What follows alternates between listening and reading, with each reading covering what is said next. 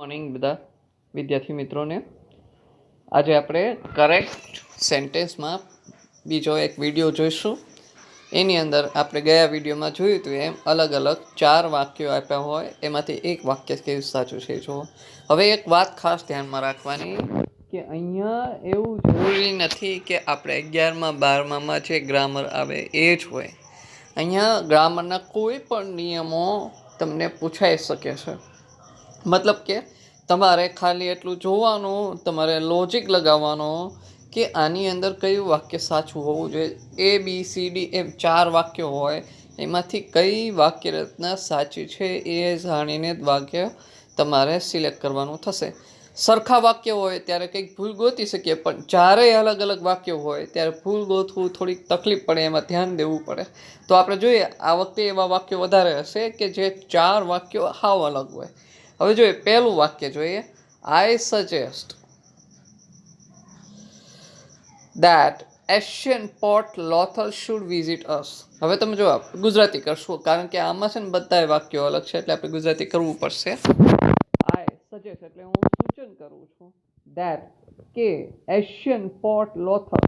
હવે લોથલ એ નામ છે, એશિયન્ટ એટલે કે જૂનું, પોર્ટ એટલે કે દરિયા કિનારો. એવું કહી શકીએ કે જ્યાં દરિયા કિનારો હતો ત્યાં બોટ છે એ જૂના સમયમાં પાર્ક થતી હતી.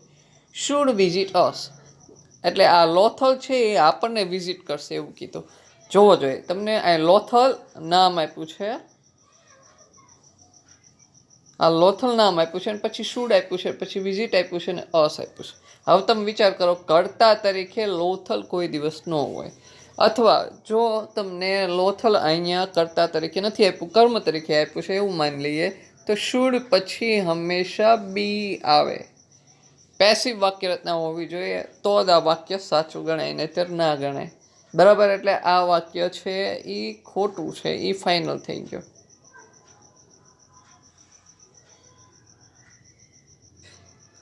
તો હવે સેકન્ડ વાક્ય જોઈએ. We should. હવે અહીંયા જો શુડ આપ્યું છે એની પછી ભૂતકાળનું રૂપ આપ્યું છે એટલે એ ખોટું. એમે એટલે કે મોડલ ઓક્સલરીના કોઈ પણ વર્ડ હોય એની પછી હંમેશા V1 જ હોય. V1 એટલે કે ક્રિયાપદનું મૂળ સ્વરૂપ હોય. તમારે એ વાતનું ધ્યાનમાં રાખવાનું છે કે જો એ વાક્ય પેસિવ હોય, માની લો કે અહીંયા વાક્ય પેસિવ છે, તો વચ્ચે બી શબ્દ આવવો જરૂરી છે, તો એ વાક્ય સાચું ગણાય. પણ અહીંયા તો એવું કશું જ નથી. આ વેન્ટ છે એ ભૂતકાળનું રૂપ છે, એટલે આ વાક્ય તો બિલકુલ ખોટું છે. હવે જોઈએ ત્રીજું. They woke up early in order to be late. હવે અહીંયા શું કીધું છે કે તેઓ વહેલા જાગે છે in order not to be late, એટલે કે મોડા ના પડે એટલા માટે જાગે છે. તો આ વાક્યમાં દમ છે, મતલબ કે આ વાક્ય સાચું છે. ઇન ઓર્ડર ટુ આપેલું છે, એમાં આઈએનજી વાળું કે V3 એવો કોઈ રૂપ નથી, એટલે ચિંતા કરવા જેવું નથી. અહીંયા પણ વાક્ય એમ કહેવા માંગે અમે તેઓ વહેલા જાગ્યા ઇન ઓર્ડર ટુ, એટલે કે અહીંયા નોટ છે એ શબ્દ આપણે અહીંયા નેગેટિવ સેન્ટેન્સમાં કહેવા માટે મૂકેલો છે, એટલે વાક્ય પરફેક્ટ બને છે. અહીંયા વાત એમ થાય છે કે તેઓ વહેલા જાગે છે મોડા ના પડે એ માટે, એટલે કે ઇન ઓર્ડર ટુ હેતુ બતાવે, એટલે વાક્ય સાચું છે.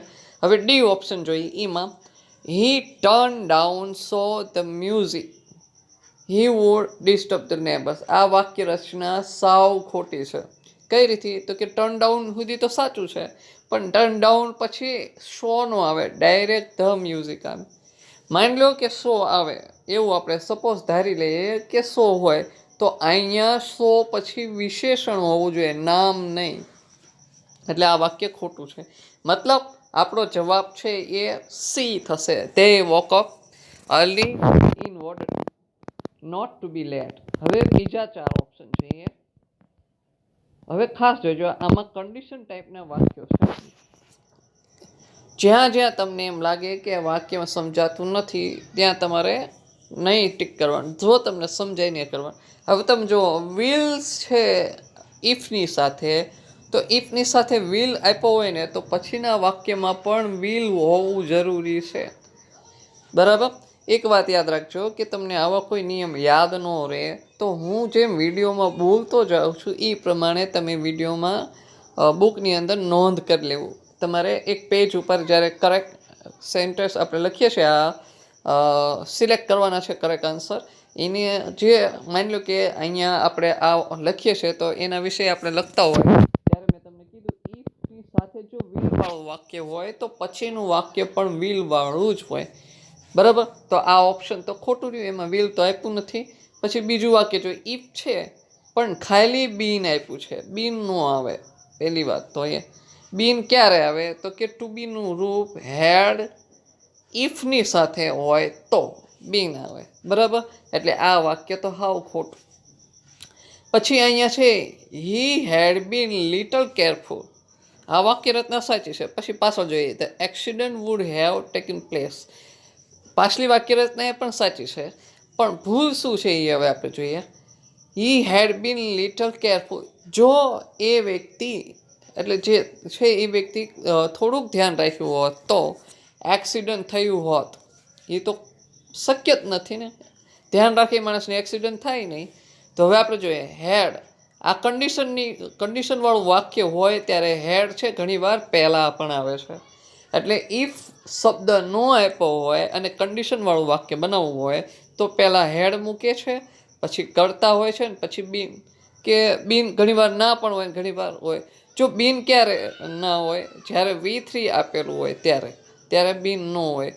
બરાબર, બીજું કે પેસિવ વાક્ય હોય તો બીન હોય અને V3 નું આપેલું હોય તો બીન હોય, એ તમારે ધ્યાનમાં રાખવાનું. પછીનું વાક્ય જોઈએ the accident would not have taken place, તો એક્સિડન્ટ થયું ન હોત. તો આ વાક્ય રચના સાચી છે. અહીંયા એમ કીધું કે જો તમે થોડુંક ધ્યાન રાખ્યું હોય તો એક્સિડન્ટ ના થાય. તો આ 4 ઓપ્શનમાંથી ડી ઓપ્શન છે એ સાચું ગણાય. હવે આગળના 4 ઓપ્શન જોઈએ. અહીંયા એમ કે છે you should book your ticket, તમારે ટિકિટ છે બુક કરાવવી જોઈએ. A surprising gift will be given, તમને આશ્ચર્યચકિત થઈ જાય એવી ગિફ્ટ આપવામાં આવશે. આ વાત બિલકુલ ખોટી છે. ટિકિટ લેવાથી ગિફ્ટ ના મળે. તમે કોઈ લોટરી લીધી હોય તો એમ આ જે ટિકિટ છે એ લોટરીની વાત થાય છે એમ સમજો. કારણ કે અત્યારે નોર્મલ આપણે ટિકિટ લેવા જતા હોય, બસની ટિકિટ લેવા જાઓ, ગમે એની ટિકિટ લેવા જાઓ, કોઈ પણ પ્રકારની ગિફ્ટ ન આવે. એટલે આ વાક્યમાં દમ નથી. પછી આગળ જોઈએ યોર ટિકિટ શુડ બુક. હવે તમે જુઓ આ વાક્ય રચનામાં કંઈ છે કરતા તો આપ્યો નથી. અહીંયા શુડ પહેલાં હંમેશા કરતા હોવો જોઈએ. માની લો કે આ કર્મ છે, યોર ટિકિટ કર્મ છે, તો શુડ પછી બી શબ્દ હોવો જોઈએ. એ આપેલું નથી એટલે પેસિવ વાક્ય રચના પ્રમાણે હોય તોય તે બીની જરૂર પડે છે. એ તો આપ્યું નથી એટલે આ વાક્ય પણ સાવ ખોટું છે. હવે જોઈએ અહીંયા ત્રીજું વાક્ય છે એ વાક્ય ટાઈમ એન્ડ ટાઈડ. ટાઈમ એટલે સમય, ટાઈડ એટલે ભરતી. વેઇટિંગ ફોર નો વન, રાહ જોવે, કોઈની રાહ જોતા નથી. આ નોન લખેલું છે, નેગેટિવ વાક્ય થઈ જાય. એટલે કે આ કહેવત છે, આ કહેવત સાચી છે. આપણે કહીએ છીએ ને કે સમય અને ભરતી ઓટ છે એ કોઈની રાહ નથી જોતું. તો એ પ્રમાણે એ વાક્ય સાચું છે. પણ એની અંદર જે એક ડી ઓપ્શન છે જોઈએ એ સાચું છે ખોટું. ER મતલબ error, is a human. Error છે એટલે કે ભૂલ છે માણસથી થાય છે. બટ ફોરગીવ ડિવાઇન, પરંતુ અહીંયા એક ભૂલ છે. અહીંયા જેમ ઇઝ આપ્યું છે ને એમ અહીંયા ઇઝ નથી આપ્યું. એટલે આ વાક્ય રચના ખોટી પડે. આ બે આવી રીતે છૂટા વાક્ય પોસિબલ નથી. ફોરગીવ એટલે માફ કરવું, ડિવાઇન એટલે પવિત્ર.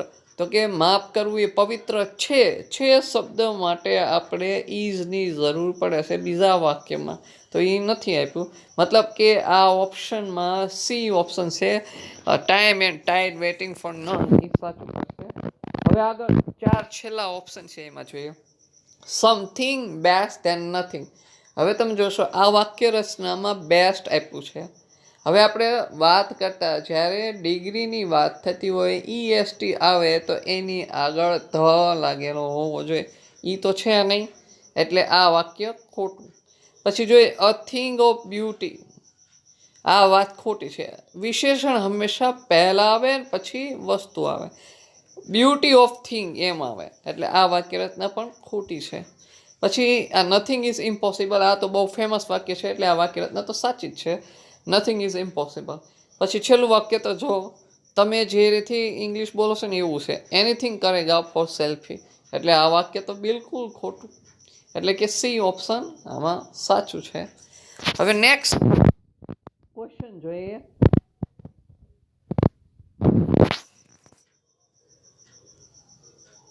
હવે આને પણ ગુજરાતી કરવાની જરૂર પડશે. અહીંયા ઇફ અને અનલેસ બંને સેમ કહેવાય, પણ આ વાક્યનું ગુજરાતી શું થશે પહેલાં જોઈએ. If you do not speak the truth, જો તમે સાચું નહીં બોલો તો. યુ ડીડ, જો અહીંયા ડુ અને ડીડ બે વાક્ય રચના અલગ પડી જાય છે એટલે વાક્ય ખોટું. ઇફની કન્ડિશનમાં અહીંયા ડુ કે ડસ આવે તો અહીંયા વિલ વાળું આવે. યાદ રાખજો, ઇફની સાથે જ્યારે ડુ ડસની વાત થતી હોય ત્યારે અહીંયા વિલની વાત થવી જોઈએ, તો જ વાક્ય સાચું ગણાય. પાછું અનલેસમાં જોઈએ આપણે, એમાંય તે unless you do not speak the truth, જો તમે સાચું નહીં બોલો તો. You need not to remember it. It એટલે શું? તો કે તમારે સત્ય યાદ રાખવું નહીં પડે. વાત ખોટી છે. જો તમે ખોટું બોલો તો તમારે સાચી વાત યાદ રાખવી પડશે, કારણ કે જ્યારે તમારે વારંવાર વ્યક્તિને કંઈક કહેવું પડતું હોય, મતલબ કે ખોટું છે એ તમે બોલતા છો કોઈ સામે, તો તમને ખબર હોય છે કે આ સમયે હું ખોટું બોલ્યો છું, કારણ કે ફરીને તમને જ્યારે પૂછવામાં આવે ત્યારે એ જ વસ્તુ તમારે રિપીટ કરવાની થાય, એટલે યાદ રાખવી પડે. એટલે આ વાત એમ કહેવામાં આવે છે કે જો તમે ખોટું બોલો તો તમારે યાદ રાખવું પડે, પણ સાચું બોલો તો વાત પૂરી જ થઈ જાય, પછી એમાં યાદ રાખવું નથી પડતું. અહીંયા હું કીધું do not speak the truth, જો તમે સાચું નહીં બોલો તો, એટલે કે ખોટું બોલો તો તમારે યાદ રાખવું પડે. હવે છેલ્લું ઓપ્શન જોઈએ, you should speak the truth, તમારે સાચું બોલવું જોઈએ. You need not to remember it, તમારે યાદ નહીં રાખવું પડે. એટલે આ વાક્ય સાચું, તમે સાચું બોલો તો તમારે યાદ નહીં રાખવું પડે. હવે આગળ જોઈએ. હવે આ 4 ઓપ્શનમાં પહેલું વાક્ય, though Shiv like mathematics, despite Shiv like mathematics, though Shiv like mathematics, though Shiv like mathematics, એમાં પહેલા વાક્યમાં આ બી નામનું ઓપ્શન છે એ ખોટું છે, કારણ કે કરતા પછી આઈએનજી વાળું આપ્યું છે. કરતા પછી ટુ બીનું રૂપ આવે, પછી આઈએનજી વાળું રૂપ મૂકવાનું હોય. મતલબ કે હવે આપણી પાસે 3 ઓપ્શન રહ્યા. 3 વાક્ય પહેલા સાચા છે. હવે પછીના વાક્ય જોઈએ. હવે એમાં શું કરવાનું, પહેલું વાક્યનું ગુજરાતી શું થાય છે, ધો શિવ લાઈક મેથેમેટિક્સ, શિવને મેથેમેટિક્સ ગમતું હોવા છતાં. પછી જોઈએ શું કીધું છે, હિઝ ફાધર હેઝ ગોટ હર, અહીંયા તમને શબ્દ આપ્યો છે હર, પણ અહીં વાત કોની થાય, છોકરાની, એટલે આ ઓપ્શન ખોટું. અહીં એમ કહે છે કે એના પપ્પાએ એને આર્ટ્સમાં એડમિશન લેવડાવ્યું આઈઆઈએમ નામની કોલેજ છે એની અંદર. આ વાક્ય તો ખોટું છે એટલે એમાં વિચારવાનું નથી. હવે ધો શિવ લાઇક મેથેમેટિક્સ, શિવને મેથેમેટિક્સ ગમવા છતાં his father has made him to join arts faculty in IIM.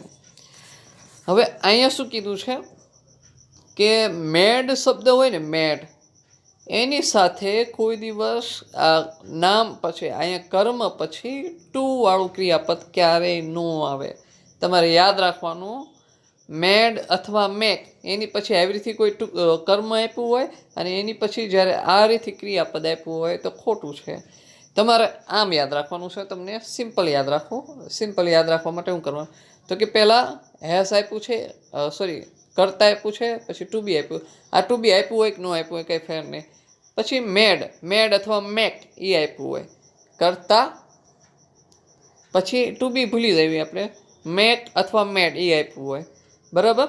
પછી અહીંયા કર્મ, હિમ છે એ કર્મ, પછી જે ક્રિયાપદ આવે ને એ ખાલી V1 આવે, ટુ વાળું ન આવે, બરાબર, ટુ વાળું ન આવે, એટલે આ વાક્ય તમારું ખોટું ગણાશે. હવે આપણે છેલ્લે એક જ ઓપ્શન વધ્યું, ઉપલા 3 ખોટા છે, મતલબ કે છેલ્લું વાક્ય સાચું છે એવું માનવું જ પડે, કારણ કે ઉપરમાં કોઈ એવા ઓપ્શન છે જ નહીં જે સાચા ગણાય. બીજી વાત કે ખરેખર અહીંયા જે આપ્યું છે his father has got, got પછી ખરેખર જોઈન છે એ વાક્ય સાચું છે એવું આપણે નથી કહી શકતા. સોરી, અહીંયા કેવું ફેર પડ્યો છે, અહીંયા હર છે ને એ મારા ખ્યાલથી પ્રિન્ટિંગ મિસ્ટેક છે. ખરેખર આપણે જેમ અહીંયા મેડની વાત કરી એની પછી ટુ ન આવે, પણ આ ગોટ કે ગેટ આવે ને, ગોટ કે ગેટ, તો એમાં કર્મ પછી ટુ હોવું જરૂરી છે અને V1 છે, પણ અહીંયા ટુ નથી એટલે આ વાક્ય ખોટું છે અને આપણે આ વાક્ય સાચું જ લેવું પડશે. અહીંયા મને એવું લાગે છે પ્રિન્ટિંગ મિસ્ટેક છે. તો જ આ શિવ નામના વ્યક્તિને અહીંયા આપણે સમજી લેવી હિમ.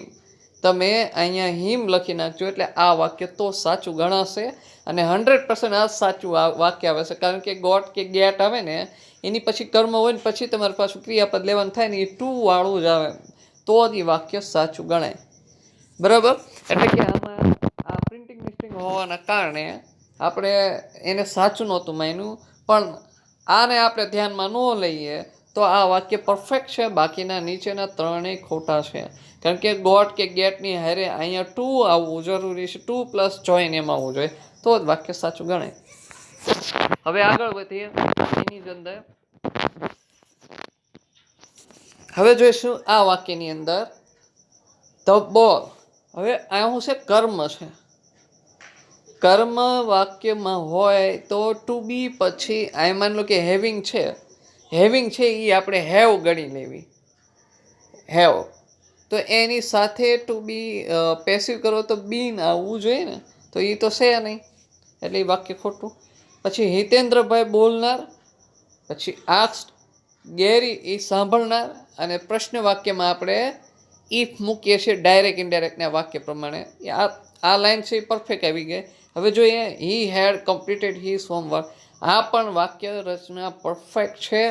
જ્યાં એક વાત તમારે ડાયરેક્ટ ઇનડાયરેક્ટના વાક્યની વાત થતી હોય ને ત્યારે એક વાત યાદ રાખવાની કે એની અંદર દરેક વાક્ય ભૂતકાળ હોવા જોઈએ. અહીંયા હેડ છે એ ભૂતકાળ આપ્યું છે. બીજી વાત કે એમાં જે સર્વનામ ઉપયોગ થયા છે એ બધા ત્રીજો પુરુષ એક વચન અથવા બહુવચનમાં જ હોવા જોઈએ, એટલે આ વાક્ય સાચું છે.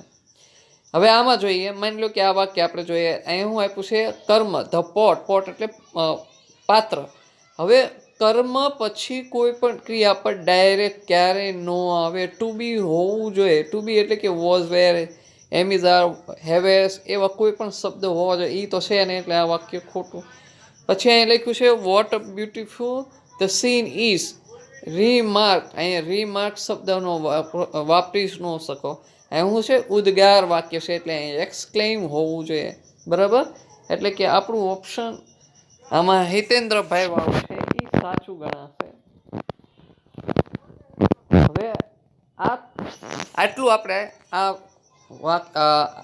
આપણે આ જેટલા શીખા એમાં અલગ અલગ પ્રકારના જે નિયમ શીખ્યા છે.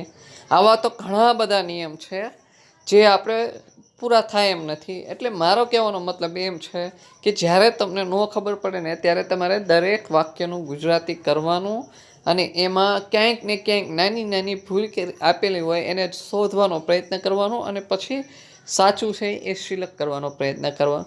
ન ખબર પડે તો દરેક વાક્યને ઊંડાણથી અભ્યાસ કરવાનો પ્રયત્ન કરવાનો, પણ આ વાક્યો સૌથી છેલ્લે સિલેક્ટ કરવા. કારણ કે તમને MCQ જે આપશે એ કલાકનો જ સમય હોય, એટલે તમને જે આવડે ને એ પહેલાં ફટાફટ પતાવી દેવાનું અને છેલ્લે આ કરવાનું. 11 સાયન્સ અને 12 સાયન્સવાળાની વાત કરું છું. બરાબર? તમારે MCQ હોય છે એમાં આ રીતે ધ્યાન રાખવું જ પડશે અને તમારે મેક્સિમમ રીડિંગ રાખવું પડે. આમાં તમારે પૂરેપૂરા માર્ક્સ લાવવા હોય તો ટેક્સ્ટ બુક છે અથવા તમે જે ગ્રામર શીખો છો એમાં જે ઝીણવટ ભરી ધ્યાન રાખીને તમારે સમજવું પડે, તો આમાં તમે માર્ક ખેંચી શકો. આમાં 4માંથી 4 જે માર્ક્સ લાવવાના છે એ લાવી શકો. બરાબર? આજ આપણે આટલું રાખશું. નેક્સ્ટ ટાઈમ આપણે નવા ટોપિક સાથે નવો વિડીયો આપણે શરૂ કરશું. ત્યાં સુધી તમને બધાને આરામ આપશું આમાં, અને થેન્ક યુ.